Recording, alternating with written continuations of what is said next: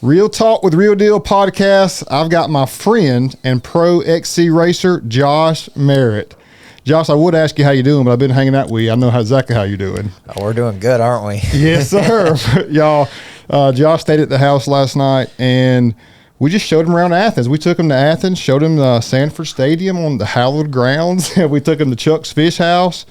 First of all, how was Chuck's last night? Oh, it was amazing. The best sushi I've had in a while, and we ate some sushi. We tore it up. Yeah. We had 8 sushi rolls and 3 pitchers of Greyhound. So if you've been to Chuck's, you know, A, what kind of bill that totals, and then B, how good of the food and how good the Greyhound is. So it was a great time overall, and I'm so thankful to have him here today. He's at Akins Ford. I've been watching Josh's In the Rut podcast. Yep. With him and Macy, listening to it, and so like we've talked about, hey, we need to do one together. I want to be on yours or you on ours, so here we are. Yep, finally got it done, and just a quick little trip from Florida, stay the night, hang out, eat some good food, and now it's time for the podcast. I cannot believe it is so special that it got a pro racer, and he came and stayed at our house last night. For Brady, it's like everything. Brady was loving that too. But so we're in between races. We had Big Buck, and then we went to Florida, and then now there's only 1 week turnaround, 7 days between races. So it's Thursday, and in 2 days we're at Aonia. So I won't have this edited by then, but whenever you check this out, catch up and see how Josh and I finished, and just tune in for more from us on the race scene segment. Josh, I guess tell a little bit about, we'll get into the story later of how we met, but just tell a little bit about your history of how long you've been racing and just a little bit about yourself. So I've been riding since I was like 3 years old. I'm 30 now. Racing, my first GNCC ever was 2005. My first season was 2006, full season. And kind of just kept on going from there. I don't think I've missed maybe 6 or 7 GNCCs my whole life since then. So it's pretty wild, and most of it was for like high school sports and that kind of stuff. Other than that, I had one injury that I missed one race due to, and I've been racing ever since then. So it's pretty wild. It's been a journey, and something that, sadly, like high school sports, they come to an end. College sports come to an end, and if you don't go pro in those, it's over. Like you can do recreation sports, but like your Y or whatever. But GNCC racing or racing 4-wheelers, man, you can do it till your body falls apart pretty much. So stuck with it, and glad I did. XC1 pro racer now, and loving it. I've known Josh for year and a half, probably around a year and a half. And y'all, I just need to tell you that in the short time we've known Josh, seeing him last year, obviously he's super talented, one of the best in the entire world for racing an ATV. And the ATVs that he races is not like your motocross with the wide setup. It's more of the XC trail riding / racing. But to me, it's the best complement of all the skill sets on a quad. You got to be able to do everything well, if you've heard me talk about in the past, but just the sport's filled with great people. That's the thing. But from knowing Josh in a short time to now, Josh is different this year. He's on a mission. I can just see it in him, kind of like I can in Brady too. Like the confidence, and it's just like the edge is a little bit more this year. It's like I'm here to show you that I'm here to compete to win this thing. Yeah, I think you're 100% right. I think everything was just fine tuning last year, and now it's time to get down to business. Just keeping a good strong head on me, and focused in every race, making sure I get the best finishes every race. So I can see what you're saying. It's hard to see it in yourself, but I feel better this year. I don't know if I'm in better shape, quad's better, all that. It probably is all together, but yeah, we're trying to tear it up. Yep.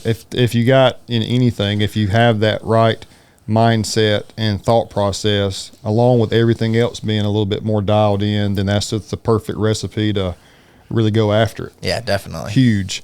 Can you tell the viewers and listeners just what GNCC, what XC racing is? Because I think we've talked about earlier today, it's not there's not enough light shed on what you do and me being a part of it on the amateur scene too, just help educate people on what it's about. Yeah, so it's a 2-hour race. There's a youth, there's a morning, and then there's a pro race. I race in the pro race, 2 hours long. It's I'd say 10 to 12 mile track on average. We do have to pit one time normally, sometimes twice. Makes it exciting when you have to do a second pit. But it is, from all conditions. We're going to be racing in the rain possibly this weekend. We were racing in sand and water last weekend, and, Georgia clay to New York rocks and Ohio mud. You never know what the elements are going to give you out there, and you have to be mentally and physically and your bike prepared for every situation. A motocross track, a flat track. I mean, they throw everything at you, hills, rock jumps, everything. So it's very cool. And it's a race that I think everybody should probably do once in their life just to get the experience and the challenge, man. It's a challenge out there, and mentally, physically, you have to be in really good shape, and it's not for the weak-minded, that's for sure. And, if a lot of people would come to the race, kind of see, spectate, it's a lot of walking around because the tracks are so big, but there's some places on the track that there's nobody at, and it might be the hardest place on the track, and there's, 20 people stuck. So it's very cool that there's that kind of openness out there where the fans can kind of roam around the pits, they can roam around the track, and yeah, there's, track limits. You probably shouldn't be walking on the track, but you can walk 5 feet, 2 feet away from the track and be perfectly in the rules and cheer on your favorite racers, all that kind of stuff. So just shine the light on that. That's like a very, as close of a race you can get, I think a lot of people don't understand that. You can literally grab someone's front bumper from flipping down a hill and help them up it. That's how close you can get to this type of racing. Yeah, I do love the freedom aspect of it, and needs more attention from the viewers, from the media about the sport, because it is so great. The freedom and the closeness you can get with the riders, and being you can roam the track and go anywhere. I need to do a better job about going and seeing some of the back places that I raced that morning. I know that's probably a pretty good place to go film or check out. Whenever y'all come by there. Really neat. And I know that you say typically Brady or I will tell somebody, oh yeah, we raced ATVs. The first thing they come to is, well, I can do that. I can get on my Honda Recon and go do what y'all are doing.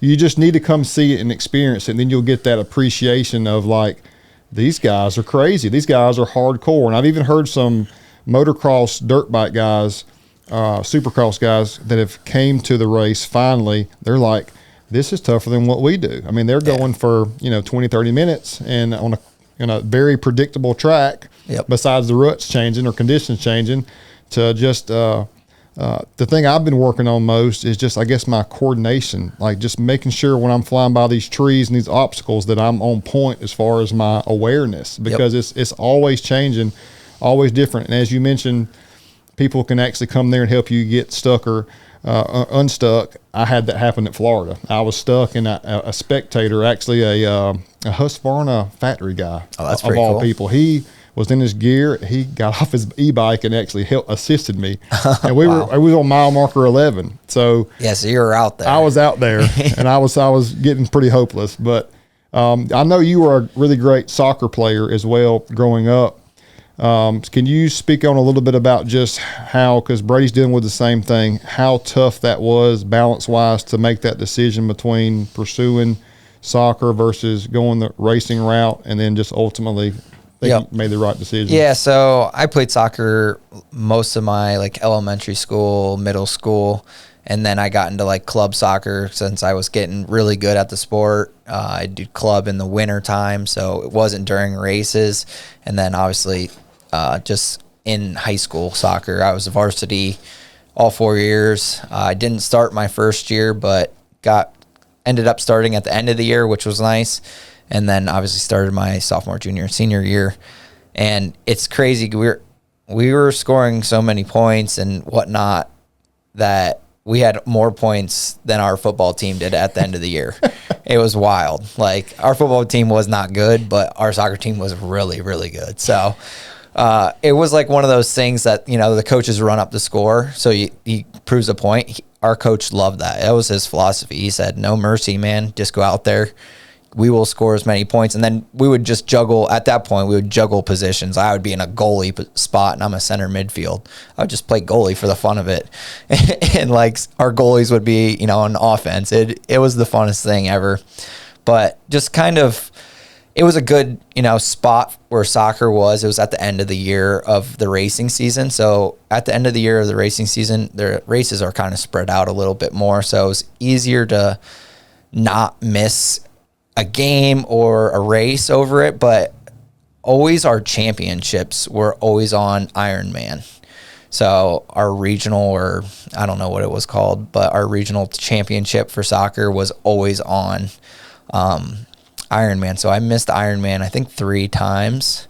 And, it was one of those things that I knew if I didn't move forward in soccer, I at least got to do that with my friends and, from high school, had all those pictures and the memories. So I knew racing would always be there at the end of the day. And it was an easy decision, because you become like a family with your teammates and you spend so much time with them during the week and at school and all that kind of stuff. So can't let them down. It's not a one-man sport like a race quad. You have a team, but at the end of the day, it is you on that four-wheeler. But when you're playing soccer, it is a team. So it was hard to learn team sports, man. Racing my entire life and just depending on myself and, my four-wheeler. And then you go to soccer and you have, teammates that they mess up and you just can't say anything. You gotta be like, all right, just stay positive, give them, positive vibes and hope they don't make the mistake again or whatnot. And, it's definitely something, it's a good thing to learn because, through life, work and everything else, you are going to have kind of like a teammate. I mean, your partner in life, wife, girlfriend, whatever, husband, is a partner, is a teammate, at the end of the day. So it was definitely something I needed to do, and I'm glad I did that. And the expiration date, obviously, of playing a sport like soccer or baseball or football, that there's a shelf life to that. Yep. And just try to make those memories while you can. Because racing, I mean, it's been enlightening to me that I'm just now getting into this at 39, and it's like, I guess in my mind a few years ago, I was like, I'm just getting too old to be on a quad. But then it got revitalized. It's really done a good thing for me. But there's people 50, 60 years old out there. Johnny Gallagher was in pro class till 44, so you got time. Crazy, man. Maybe 45. I don't know. Today is his birthday, so happy birthday, Johnny Gallagher. Heck yeah, that's great. That's awesome. So, but it's still just a tough decision because of how addicting this sport is. It is nothing has ever grabbed a hold of me like this, and same thing for Brady. So that's the aspect of it that once you started, it's the most addicting thing out there. And it can go on forever too. Like just upgrading your parts, upgrading your body by working out, and buying those nicer suspension, wheels, all that kind of stuff. It can get expensive, but you can make a lot of memories doing it. And that's kind of what I've always done. It was known, hey, I'm in shape. I'm 30 years old. And then a lot of kids that I went to high school, they played football, played soccer, did whatever, ran track. They're pretty chunky right now. And, they got nothing to work for. So I knew racing was, going back to what you said, like, I could have went to college to play soccer, but I knew at the end of the day, I probably wasn't going to go pro in it. So it was going to come to an end. I played indoor soccer for a really long time, like co-ed, all that kind of stuff to make it fun during the winter time. It was like my off-season training cardio. So that was fun, but that, you lose friends at some point. You head south to train for racing. So that kind of ended for me also. And I just knew racing was what I wanted to do throughout my life. And obviously I get to meet people like you and, all these other race families. It's a very cool, thing to do. Just seeing town like this weekend, or I guess this week, just seeing new places. I love that. I love the experience, new food, new faces, everything. It's awesome to me. You're just getting a feel for just the culture in this part of Georgia, and it's Yep. different in other parts of Georgia too. But I think this is one that's really good. And I'm 39, Josh. I feel like I'm in my prime. So you at 30, you may not even be at your prime yet, Josh. You're definitely in your prime, if not still got it to look forward to. So I don't want to hear anything from Josh, y'all, about retiring or nothing like that, because this man is on a mission this year. It's super impressive to watch you. And the thing that was so encouraging and brought joy to my heart was how gracious you were, and other people in the sport. All the community of racing is full of great people. Yep. And how generous you were off the rip. Didn't even know who Brady and I were, and invited us to come train in the off season. That was everything. So that really kind of what started this relationship.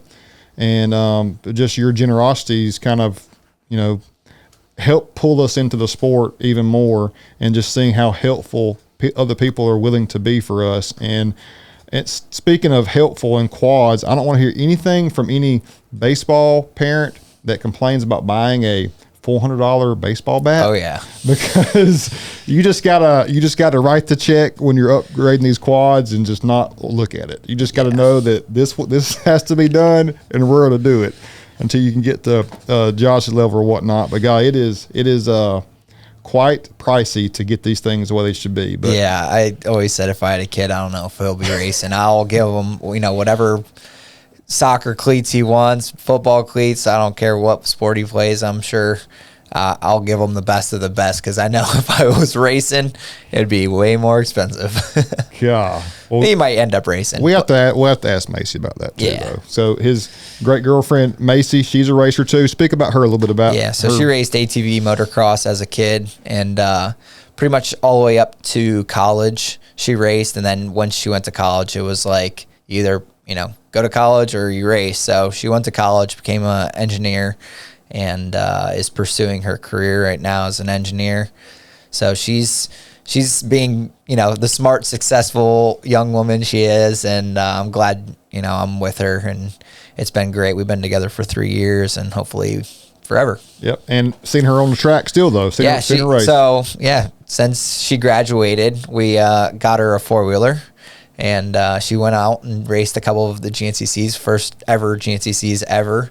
And she's like, holy smokes, now I see what you guys are talking about. Because, everybody thinks they can do it. ATV, MX even, they think, it's nothing. And then she's like, now I see why it's so hard. And, that's why, a lot of people yeah, it's so easy. And I disagree with people. I don't even, try to argue with them. It's not, I've been doing it too long, and I've argued with too many people in my life, and to be like, okay, here, I'll give you a four-wheeler. You go out there and do it. You'll have the best of the best.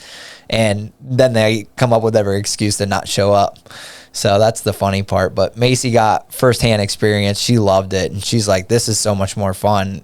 But yet she's like, it's almost like drinking, though. It's fun while you're doing it. But then the day after, you're like, why did I do that? You're sore, you're tired, everything hurts. You have a dirty four-wheeler you have to clean. And then a week later, you're like, oh, I want to go racing again. It's just, she considers it like drinking. And I thought that was funny, because I've never had anybody say it like that. And it kind of makes sense, because we all say that, and it's just like a kid partying on the weekends. He's like, oh, I'm never drinking again. And then weekend comes by and he's like, let's go. It's a pretty good analogy. Yeah, it's pretty funny she said that, and I agree with it, because it's tough. And for me, riding throughout the week, it makes it a little bit easier, and training for it, you really got to put all your effort in to make it easier and to go as fast as a pro goes. But I like that she did it and she experienced it. Yeah, that's really special. It definitely is. Cleaning quads is a whole nother story. It takes forever to clean them, and you, like you say, you need to ride and practice and train so much. So that's just a never-ending cycle for that. So we should look. I think we need to get a pressure washer company to sponsor Josh. Well, that would be epic. I think that's a perfect idea. Maybe a Ryobi or somebody hit up Josh. That would be pretty sweet. I've had Ryobi my entire life. Really? Really? Yeah, we've had I think 2 of them now, and the last one I literally watched come to the end of its life. It shut off on me, and I was like, well, time to get a new one. And my buddy Zach Jones actually works for Ryobi. Okay. So he hooked me up on a couple tools. I pretty much my whole work tool bench is Ryobi, all electric stuff. So pretty cool stuff. That's and awesome. That'd be kind of cool if they sponsored me. I mean, because we use them enough. Definitely use them enough. I know you do. Tell us a little bit about the evolution of, I guess, so whenever you were done with soccer, when you graduated, is that when you really went full bore for racing? And so then, I think I was always full bore for racing. I mean, I was missing school, which is weird. Nowadays, a lot of kids are homeschooled to race. Yeah. And I understand like why, because the schools are getting a lot more strict on missed days and stuff. Yes. But it was weird. I didn't miss as much school as I think the kids nowadays. I think because it's like almost a requirement to go south and train, and just to make the season worth it. These kids are missing so much school, but I went to a normal school. You know, I missed Fridays every, other week, whatever race weekend was. And other than that, I really didn't miss too much school. Like I'm not a kid that got sick or anything like that. Yeah. I didn't not go into school. If I literally would be like barely walking after a race, and I would go to school Monday, Right. So it was like, whatever. But wait, what was the question? Oh, hang on. We definitely are been getting the letters in the mail from the school, because every Friday of GNCC missing, so when 12 or 13 accumulate, it's like, hey, Brady's been out for this amount of days. Yep. So that definitely comes. But so at what age, like during high school, like what level rider were you as far as I was class, or what was it? 08 or 09, I won the youth championship. Oh, wow. So I was the fastest kid in the nation in GNCC. The year before, I was, I think, number 3. So we kind of knew right then and there I was decent.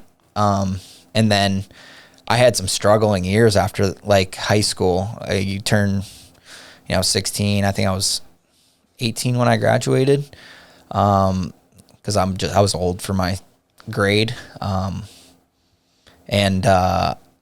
I think I was an XC2 when I graduated high school. So I moved up super fast, which I don't know if that was the best idea, but if you want to get fast, you ride with faster people. And I learned very quickly that, these kids are fat. Like the guys that I was racing, they were pretty much men at that point. Yeah. They had the muscle, they had the stamina, and all that kind of stuff. And I struggled a lot for many, many years. I mean, getting like 8th, 9th place in college A to Pro-Am, I think I got like 10th, and I was like, I'm pretty sure 9th, 8th, and 7th didn't even race half the races, and it was like embarrassing. And finally just, kept grinding and got better. I think I ended my Pro-Am career with a 4th place, and the top 3 were like moving up to pro, but then college A had 2 fast kids moving up to Pro-Am, and I'm like, is it worth racing another year and possibly just getting 3rd? So we moved up to pro, and it was it's a leap, but 10 years later, it's all worth it. So you've been in pro for 10 years now. Yep. 10 years. And so last year was your first podium, right? Yes. And I was there for that, and just John Penton. The Penton, and the emotion that I saw from you up on that podium. I didn't know at the time that was your first podium, but I could just see the pure emotion out of you for there. That was a real special time for you. Oh yeah. I mean, podiums in Pro-Am or something else, but to finally get that pro race podium, it was pretty sweet, man. It was awesome. Big time. All that hard work, not just from the past 10 years, but from being as a kid to finally be on that podium. That's I can't express it and haven't experienced it obviously, but just actually being up there, something you always dreamed of. That was my first race ever at John Penton in 2005. Okay. So it was very cool. Oh wow. Experience to be my first race ever, and also my first podium in pro. So wow. And so what I've been telling you all, the difference this year, the first race at Big Buck, 2nd place, just right out the gate, just another one, just solidifying, just like putting your foot down, like I'm here. To me, that track was perfect. I thought condition-wise, as far as the day, it was a beautiful day. I thought there was just enough moisture in the dirt. I didn't think it wasn't that really that dusty. I thought it was perfect overall. I wore tear-offs, and I noticed that. Perfect. Like my quad was barely dirty. You had tinted lens too? Did you wear a tinted? No, you had just multiple tear-offs on there. Yeah, so I ran a pack of sealed, laminated, and then just a laminated. So there was 14 tear-offs on each pairs of goggles, and I think I pulled like 3 tear-offs. It wasn't bad at all. No. Yeah. It wasn't bad. We had one creek section before the big hill for the afternoon, and pretty much after we went back through the creek after the hill, I would pull a tear-off just to do it and clear the vision for the rest of the track.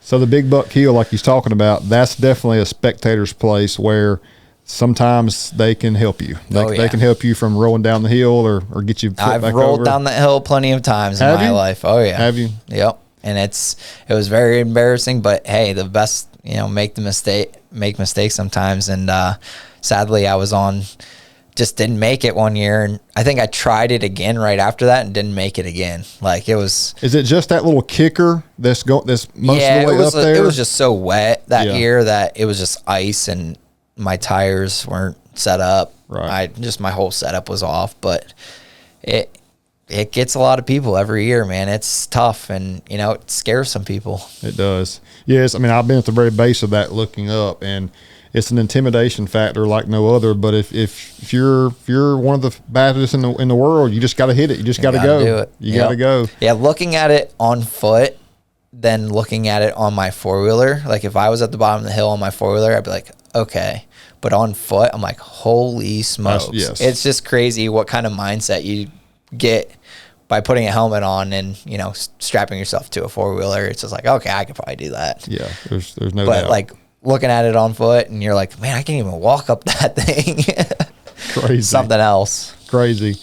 The thing that you all don't realize is the separation between us in the AM race and the pros in the PM race. There's a lot of fast guys in the afternoon, but even the separation between the XC2s, the college A kids, et cetera, versus the pros, the pros like Josh, they're just on a different level speed wise. I was watching this GoPro footage last night, and it's like it's on fast forward. It literally looks like it's on like a 4 or 5 times fast forward. It's just how fast they're going.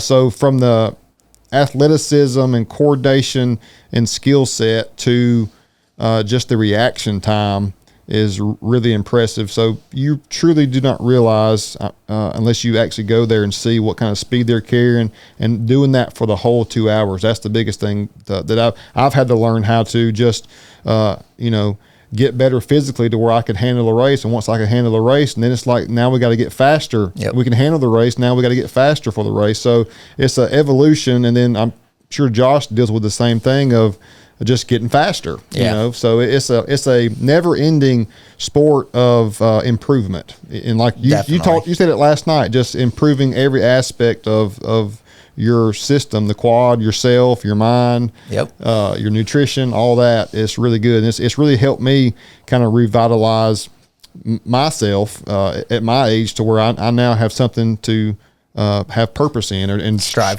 for. Yep. So that's been really good for me. So if you have kids or are thinking about getting into the sport yourself, you really need to highly consider it, because if you can afford to do it, or even if you can't, just find a way. Find a way to get out there and try it out, and it'll be a really great thing for you. So we had Big Buck, second place finish. And then where did you get? You didn't go back home, right? I did go back home after Big Buck. Yeah, because we had 2 weeks. 2 weeks. We had 2 weeks. I spent a week and a half at my house. Me and my girlfriend bought a duplex together, so we were fixing that up. And then we drove back down, or actually we flew to Charlotte. That was where my truck was. And then from Charlotte, drove down to Florida and just started, I rode one day before the race and was good to go. I was riding at home in Ohio. It was warm enough, thank God. And there's a sand track not too far, so we had a dry place to ride, and rode like 3 or 4 times in between that 2-week break. So that's good. I thought that I finished first at Big Buck in my class. That was my first ever win on the GNCC series, so I was really pumped about that. Brady had a great ride there too. But to me, I thought that I was, ready for the Florida sand. Like I thought, I'm in the best shape of my life for this time period, yada, yada. I'm gonna be just fine. And I go out there and I'm not fine. I'm not fine. I did fine, but I just know that my endurance was good, but my speed could have been better if I would have been more physically prepared for this race. So to a lot of people, as you say, go to Florida and spend a lot more time than obviously me or even you do in Florida. It's very critical to do that. But again, for a P4 in Florida, you got to be really happy about that. Oh, I'm very happy. That's a win in my book, or another podium, I should say, because two of the guys, pretty much live in Florida that got in front of me, and the other guys, Bryce and Neal, 2-time champ. And somehow he gets it done, and he won by a minute, and he didn't go to Florida. So he obviously has something back home that must be very similar to sand. I'm pretty sure it's a coal mine, and the coal soaks up all the water and kind of, gets whooped out. So, I think that's what he rides, and it must be very, very similar to sand because he kicks some butt. And, I'm happy with the 4th place. Wish I was a little closer to 3rd just to, mess with the guy. But he did gap me on the last lap, and I kind of just brought it home, and plenty happy with 4th place. Like, that's awesome. My best finish at that track, I think, was an 8th before this year. Wow. So, that's what I got last year, 8th or 9th. I think I got maybe 9th last year. So it's been a rough Florida race for my past, but definitely conquered it this year. You were strong. I mean, I saw you out there in multiple places. You were rolling strong. Can you explain to the viewers and listeners what makes the sand more difficult? Like a lot of people in other classes won't even go to Florida. Yeah. Well, it ruins your stuff. That's one thing. I mean, the sand is always hard on equipment. That water, mud, whatever you want to call it, it destroys your gear. It destroys, gets in your bearings of your four-wheeler. So it's tough on the quad. So a lot of people do miss it. I missed it pretty much my whole youth career because we had so many drops. It wasn't worth going to. It was a long drive for a lot of people. The base of GNCC is like Ohio, West Virginia, Pennsylvania.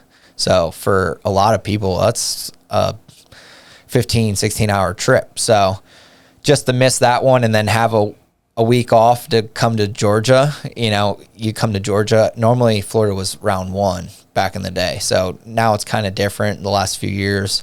But now to have a back-to-back after round 2, it's tough. You got to really, focus on rehydrating, get your body right, and all that kind of stuff. I felt like that the Florida race this year compared to last year was a good bit rougher, probably because of the added rain they had. Yeah, I think because the rain, it definitely made the whoops different. That's another thing that makes Florida hard is just it's demanding. It's Bryce and Neal said it's a torture chamber for 2 hours. Like, you're going out there, I don't care what shape you're in, you're going to get beat up. Like, it is demanding, and it's your suspension, all that kind of stuff can help, but at the end of the day, that's only going to make you go faster, which will make your body even tired. Like, you just have to be physically ready to be tired at the end of the race and come back and race, and 7 days later is the hard part. Tough. So many times where I would be going over the whoops, and it would it'd buck you, maybe throw you over the bars a little bit. Just the challenge of just trying to ride that bull for 2 hours in that sand was brutal. And just in our race, I know you saw we had a lot of bottlenecks. We had a lot of people getting stuck, and right there at the finish line, that was a pretty bad spot. And it's always a different challenge. I can tell in the morning time of just maybe the less educated or less seasoned riders kind of just throw a wrench in there.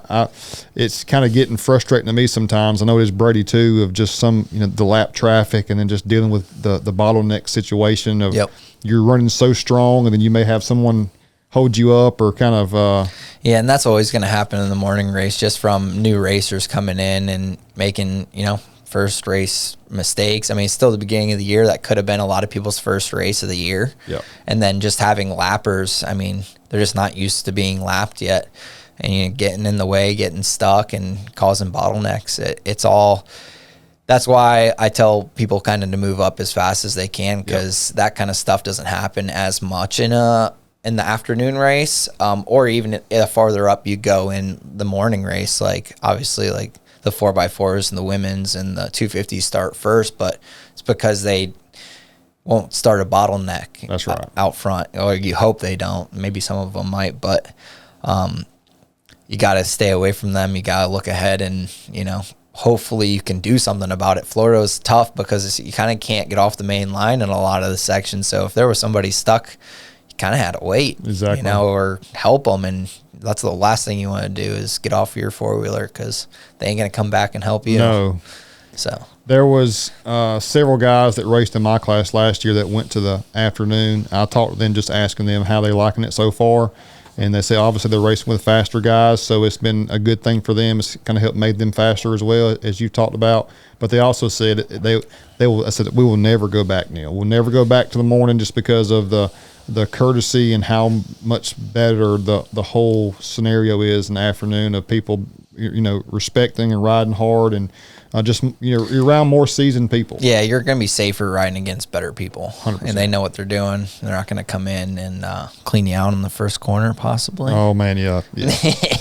So yeah, Brady was on me about my starts. He said my starts were too. I was not going aggressive enough, so I kind of didn't use enough rear brake on my first turn. So the gentleman that I flipped in the first corner. It happens.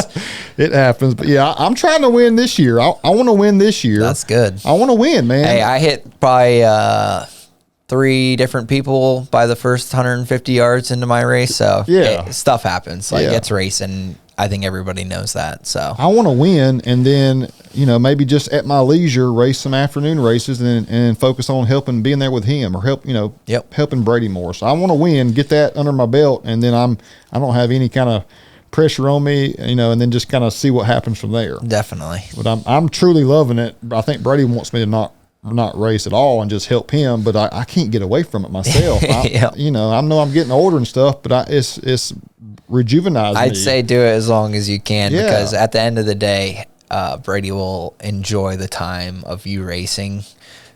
Because once you stop, like when my dad stopped, I was like, man, it sucks. I don't get to ever see him ride again. And he doesn't understand that yet, but one day he will. He will. Yeah. And being out, like we're both in the morning now, being out there on the track with him, I'm more at peace knowing I'm out there with him racing. When I'm on the sidelines and he's just racing like at a local race, I'm kind of nervous. I'm like, okay, he should have, 30 seconds, he should be coming by, okay, he's 10 seconds late. Where's he at? Type deal, What happened? Yeah, so I'm more of a nervous wreck when I'm not out there with him, for sure, but it's been great. So we're Aonia now, Aonia Pass in Washington, Georgia. If you're from this area, I'm sure you've heard of that area. They used to hold the ATV and just the motocross stuff as well. Yep. When Brady was, I don't know how old he was, 8 or 9 years old, my wife took him to watch you, and he remembers you even from that time period, and then just kind of had your name, was a fan of yours, a fan of a lot of other guys too, but just always knew and remembered you. So to come full circle where we are now is truly special to all of us. But just seeing those memories of going to those races, and then my wife saying, like, Brady, you could do this, you should do this, and then we kind of discounted it and said, kind of like what my parents would tell me, we're focused on baseball and football, this and that. So it's just, I'm just blessed and thankful that we are in the sport now. We're here, but to know that we've been there and saw y'all race in the past is really great. And it means a lot that we get the race here, that we used to go there and watch and admire y'all. So what's your thoughts on Aonia as far as the track overall? Is it one of your favorite or fun? Do you like it? I like it. It's a good track. It normally flows pretty good, especially since they, they cut all the trees out. They clear cut it. You're a fan of the clear. You're okay with the clear cut? Yeah, it speeds it up a little bit more. The only thing you have to do is watch out for the stumps. The stumps are dangerous out there, but if you stay away from them, it's a fast track, and I really like that. It flows normally pretty good, and I just like high speed tracks more. I think. Yeah. It suits my riding style and my bike a little bit better than a slower, tighter track. And it's a little bit easier to pass. Like, it's normally more lines develop because it gets rougher, because it's faster and all that kind of stuff. Last year, I was running 6th place, battling with Adam McGill, and on the last lap, I broke a chain going through the One Creek Rocky section. So got a DNF last year and was feeling really good. So this year, I'm excited to see what it brings. It's going to rain, so it might throw a wrench in the high-speed stuff, but shall be fun. It'll be great. Yep. I'm pumped to check you out and see you out there. As far as Aonia, we're not racing. We're not jumping any of the motocross section. Normally not. No. They've kind of gone away from that. Yeah, a little bit. we used to back in the day. We used to run like probably 80% of the track, and I don't know what they say, insurance reasons we don't get to jump anymore. Right. So, haven't hit the motocross track in probably 5-6 years. It's just a cool piece of property that houses both types of racing there, and there's just some there's some special things about Aonia, so it's going to be really great overall. So that's going to be in a couple of days. You'll just we'll follow up and let you know how Josh did, how I did, how Brady did, and everyone else. We've been talking for 40 minutes, dude. Yeah, it goes by quick. It goes by super fast, and Josh and I we got to hang out since yesterday, and it's been a great time as well, and showed him around the dealership here. Josh is in a Nissan right now, and the hopes is, y'all, that he's in an Akins Ford F-150 or Super Duty in the near future. That's kind of the hopes, because I can get behind someone like Josh just from the person that he is and the racer that he is.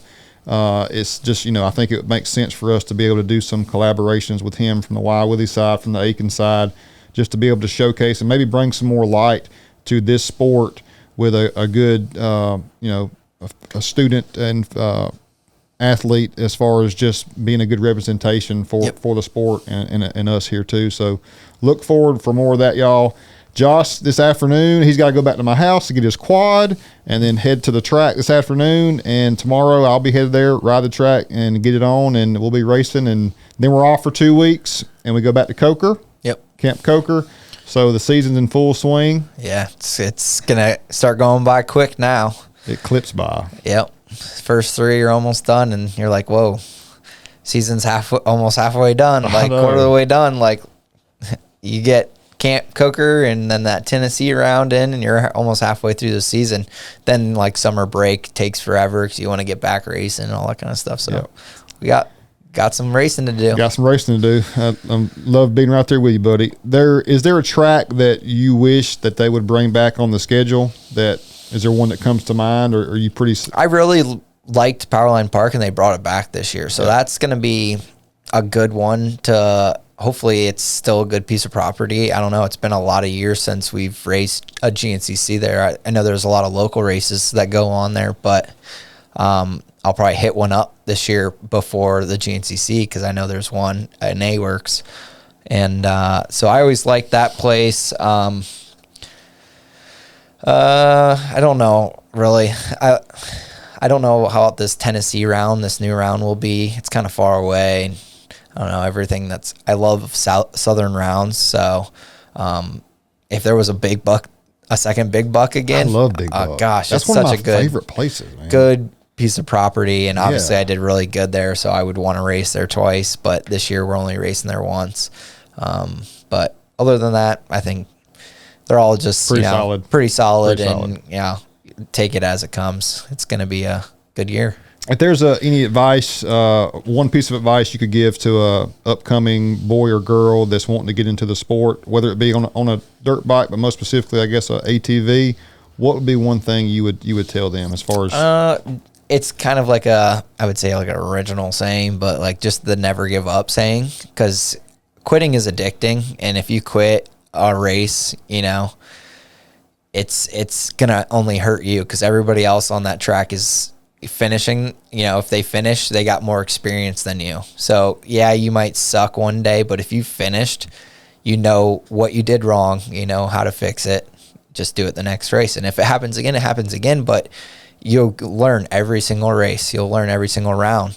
And I had friends, they'll quit a race just because they don't like the situation or how they're doing or something. But at the end of the day, they're hurting themselves because yeah, the kid behind him, might have wrecked off the start, but he finished with a bent bike, and he just picked up a spot, and that's confidence. That's, hey, I can do this, and he's going to be stronger at the end of the day than you might be. So just to never give up and make it to the finish line no matter what. I love that. That's something we need to tell ourselves too, Josh, because every day I try to tell myself, this is what I'm going to accomplish today. This is what I'm going to do. And if you don't do it, then you're kind of cheating yourself. You're kind of lying to yourself. Yep. So the mental aspect of life in general, whether you're racing or you're in business or you're just trying to be the best man or woman you can be, if you're telling yourself you're going to do something, if you believe in something bad enough, then do whatever it takes to get that, to be that, to make that happen.